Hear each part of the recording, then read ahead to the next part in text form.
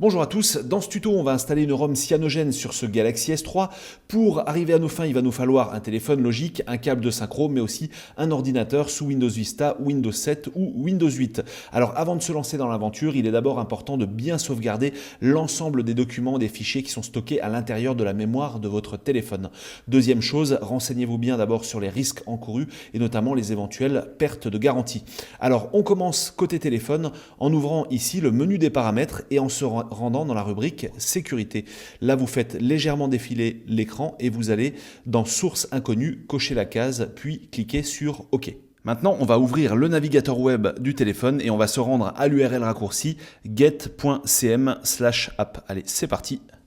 Voilà, ça y est, on vient de télécharger l'application qui va nous permettre d'installer CyanogenMod en un clic. On utilise l'installeur, hop, cette fois seulement par exemple, et là on installe l'application qu'on vient de récupérer et on va tout de suite l'ouvrir. On commence la procédure en appuyant sur ce bouton et là, cette fois, le reste se passe côté Windows.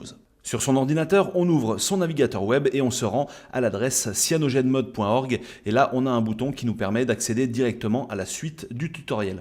Alors vous voyez, la première étape, c'est ce qu'on a fait en premier, autoriser les sources inconnues, donc les applications qui ne viennent pas forcément du Play Store. Deuxième étape, ça on l'a fait également, on a tapé une adresse web sur le téléphone, ce qui nous a permis de télécharger l'application et de l'installer côté téléphone. Et maintenant on va télécharger l'application Windows en cliquant ici. Ça y est, elle est téléchargée, il ne nous reste plus qu'à cliquer sur exécuter pour lancer l'installation. Au premier lancement, on s'arme d'un peu de patience puisqu'il faut que l'application CyanogenMod télécharge les derniers fichiers à jour. Téléchargement terminé, il ne nous reste plus qu'à brancher notre Galaxy S3 à notre ordinateur ici sous Windows 8. On arrive au début de la procédure d'installation et là vous voyez que notre téléphone a automatiquement été identifié par l'installeur. Il a bien vu qu'il s'agissait d'un Galaxy S3 et là il vous indique à nouveau, comme je l'ai fait en début de vidéo, qu'il est important de sauvegarder l'ensemble des données contenues dans le téléphone puisque ce dernier va être intégralement effacé. Maintenant on y va, c'est parti, on clique sur Install. Le téléphone redémarre et il se met en mode téléchargement. À ce stade, il faudra bien veiller évidemment à ne pas débrancher le téléphone de votre ordinateur pendant toute la durée de la procédure. Voilà, le chargement du code est opéré côté téléphone et là on voit qu'on tombe sur un petit logo CyanogenMod. Côté Windows, on peut observer une jauge d'installation et on voit que CyanogenMod est en train de se déployer à l'intérieur de la mémoire de notre Galaxy S3.